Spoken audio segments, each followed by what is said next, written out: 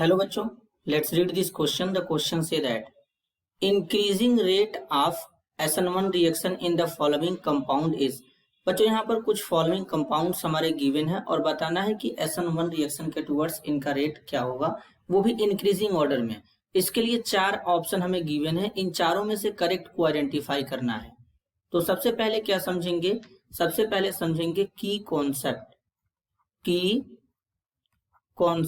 की कॉन्सेप्ट होगा SN1 reaction.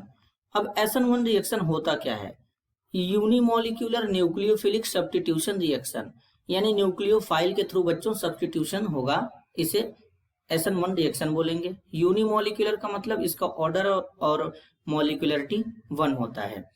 ये रिएक्शन 2 स्टेप में होता है। सबसे पहले क्या होता है, कार्बोकेटाइन का फॉर्मेशन होता है। तो कुछ इस तरीके से फॉर एग्जांपल समझेंगे यहाँ पर, जैसे कि एक हमारे पास 3 डिग्री हेलो एल्केन है, तो इसमें पहले bromine as a leaving group बाहर जाएगा यहाँ पे ब्रोमाइड आयन के फॉर्म में, तो एक कार्बोकेटाइन बनेगा। और ये जो कार्बोकेटाइन है बच्चों यहाँ पर इस तरीके से प्लेनर होता है।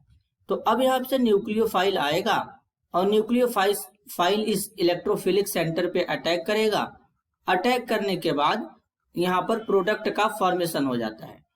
अब जो इस रिएक्शन का रेट होता है वो कार्बोकेटाइन के स्टेबिलिटी पे डिपेंड करता है। कहने का मतलब है कि SN1 रिएक्शन का रेट कार्बोकेटाइन के स्टेबिलिटी पे डिपेंड करता है। मतलब बनने वाला कार्बोकेटाइन जितना ज्यादा स्टेबल होगा उसके रिगार्डिंग SN1 रिएक्शन का रेट उसके टुवर्ड्स उतना ज्यादा फास्ट होगा। तब यहाँ पे जो गिवन कंपाउंड है उनका हम लोग क्या करेंगे, सबसे पहले कार्बोकेटाइन बनाएंगे।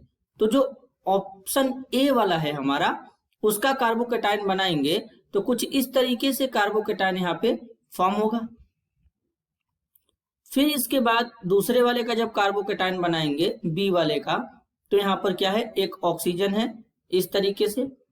ऑक्सीजन के साथ यहाँ पर क्या है, एक मिथाइल ग्रुप भी है। यहाँ पर ऑक्सीजन है और इसके साथ में एक मिथाइल ग्रुप है। मिथाइल का मतलब होता है, यहाँ पर एमी लिखा गया है, तो एमी का मतलब बच्चों हम लोग समझेंगे मिथाइल ग्रुप।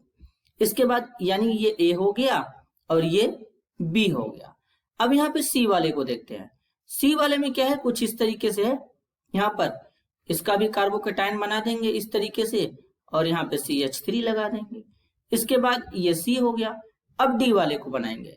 डी वाले में कुछ इस तरीके से यहाँ पे है बच्चों, एक बेंजीन रिंग। फिर इसके बाद कार्बोकेटाइन बना लेंगे। इसके बाद यहाँ पे CH3 CO इस तरीके से यहाँ पे बना लेंगे। तो ये हमारा हो गया। अब किस तरीके से यहाँ पे काम होगा इसको समझेंगे। तो यहाँ पर ये जो है ये भी बेसिकली क्या है, मिथाइल ग्रुप है। यहाँ पर भी क्या है, इस तरीके से एक मिथाइल ग्रुप है। यहाँ पर इस तरीके से एक मिथाइल ग्रुप है। तो अब यहाँ पर जरा समझेंगे, चारों कंपाउंड में जो यहाँ पर ABCD कंपाउंड है बच्चों, चारों कंपाउंड में जो कार्बोकेटाइन बना है वो तो कार्बोकेटाइन हमारा 2 डिग्री ही है यहाँ पर। तो अब कार्बोकेटाइन जब 2 डिग्री है तो इसमें से देखेंगे सबसे ज्यादा स्टेबल कार्बोकेटाइन कौन होगा। तो अब अगर हम यहाँ पे देखें तो यहाँ पर क्या है, इस कार्बोकेटाइन के बगल में यहाँ पर केवल एक बेंजीन रिंग है। लेकिन इस कार्बोकेटाइन में यहाँ पर क्या है, इस बेंजीन रिंग के साथ यहाँ पर एक मेटा पोजीशन पर यहाँ पर एक मिथाइल ग्रुप है और एक ऑक्सीजन है। तो मेटा पोजीशन पर तो यहाँ पर रेजोनेंस यानी रेजोनेंस इफेक्ट या फिर मेसोमेरिक इफेक्ट काम नहीं करता है। तो यहाँ पर इसका क्या काम करेगा, -I काम करेगा। और -I क्या करता है, इस रिंग से इलेक्ट्रॉन को अपनी तरफ खींचेगा, अट्रैक्ट करेगा। तो जिसके कारण ये चार्ज जो है और ज्यादा हो जाएगा, तो कार्बोकेटाइन अनस्टेबल हो जाएगा। अब यहाँ पर मिथाइल ग्रुप है, सी वाले में CH3, ये +H ग्रुप दिखाता है पॉजिटिव हाइपर कॉन्जुगेशन। तो यानी ये क्या करेगा, बेंजीन रिंग पे इलेक्ट्रॉन डेंसिटी प्रोवाइड कराएगा, तो ये पॉजिटिव चार्ज को कम करेगा। पॉजिटिव चार्ज को कम करने का मतलब है मॉलिक्यूल एक तरीके से न्यूट्रल होने की कोशिश कर रहा है, तो स्टेबिलिटी ज्यादा होता है। चार्ज स्पीसीज के कंपेयर में न्यूट्रल स्पीसीज ज्यादा स्टेबल होते हैं, तो इसलिए यहाँ पर ये +H इफेक्ट के कारण ये इसको स्टेबल करेगा। लेकिन यहाँ पर ये जो है मिथाइल ग्रुप एक ऑक्सीजन है, तो यहाँ पर क्या है, ये जो होता है ये हमारा जुड़ा है पैरा पोजीशन पे। ये कहाँ पे जुड़ा है, पैरा पर, और पैरा पोजीशन पे जुड़े होने के कारण ये हमारा प्लस m इफेक्ट दिखाता है, जो कि बहुत ज्यादा होगा।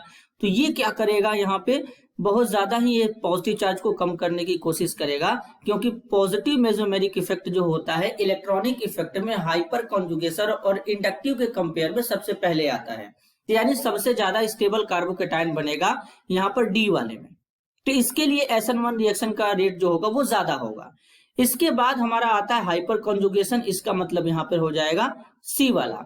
अब है बी वाला और बी के बाद है ए वाला। तो बी वाले में तो क्या आ रहा है, वैसे भी -I इफेक्ट इलेक्ट्रॉन को खींचेगा, कार्बोकेटायन को अनस्टेबल बनाएगा। तो इससे ज्यादा तो स्टेबल यहाँ पर जो कार्बोकेटायन है वो ए वाले में है, ए वाले में है, यहाँ पर बेंजीन रिंग के साथ में अपना यहाँ पर है।